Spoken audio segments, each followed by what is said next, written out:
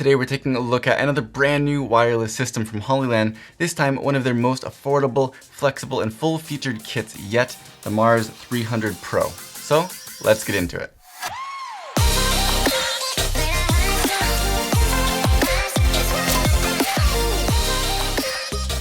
Hey, what's up? I'm Scott and welcome to my channel. If you're new here, thank you for watching. We do all kinds of tests, tutorials, reviews, anything photo and video related. So if you like the content today, please do consider subscribing and make sure to hit that little bell icon to get notifications when new content is uploaded. So like I said, what we've got here today is the brand new Hollyland Mars 300 Pro. This in particular is the standard version, but they do also have another which they call the enhanced version. So as you can see here with the standard kit, both the transmitter and the receiver have built-in antennas, making it extremely compact for a full-featured 300-foot wireless video system. But the enhanced version does come with removable external antenna on the transmitter and a slightly beefier build, mostly just to protect those external antenna connections. In ideal conditions, they should perform about the same, both rated for around 300 feet or just under 100 meters line of sight. But the external antenna version may deal with interference or a blocked line of sight ever so slightly better. There is a $20 price difference between the two, the enhanced version coming in at $469 for the kit and the standard version here for $449. Now, you can also get the transmitter by itself for just $199 because yes, this can now also work with mobile devices using the HollyView app. And if you want to see more on that app, check below the video for a link to my walkthrough video. So let's take a quick look at how this compares to the rest of the Hollyland Mars lineup. The Mars X comes in at the cheapest at $179, but you can get the Mars 300 Pro transmitter only for $199.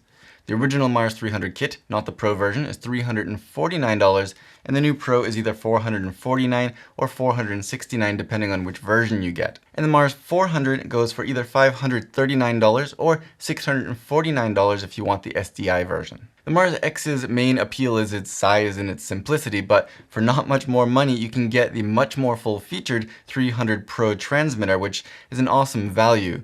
I think that the extra $100 from the original Mars 300 kit up to the Mars 300 Pro kit is definitely worth it for the added functionality of mobile app compatibility and also the antenna-less design, just to name a few things.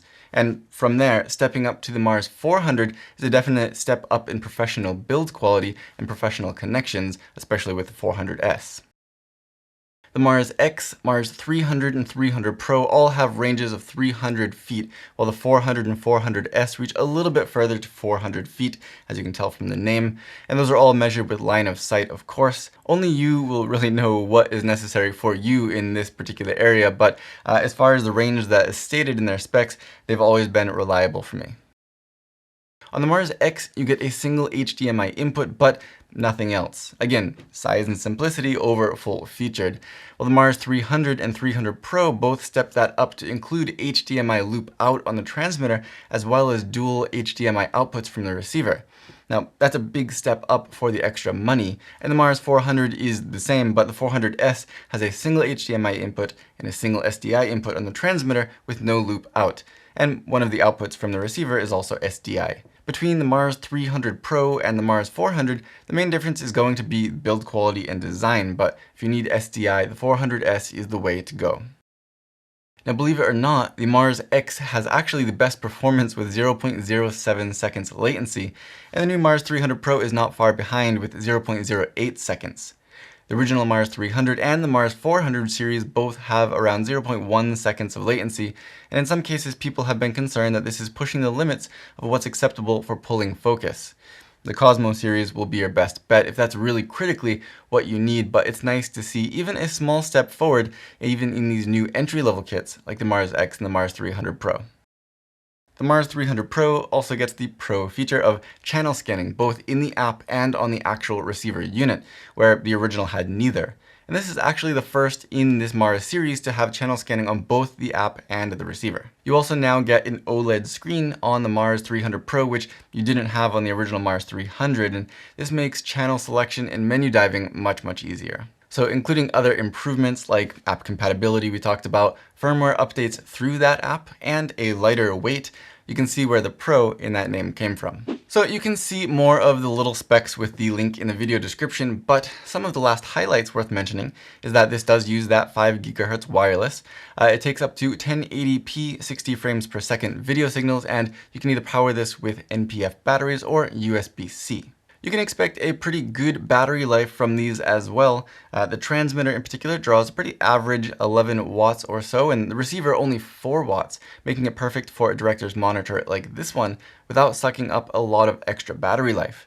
You can get 1 to 2 hours with the smallest size NPF on the transmitter and over 4 hours with that same battery on the receiver. Physically speaking, there's a lot of high quality plastics in this, but it is very lightweight at around 130 grams.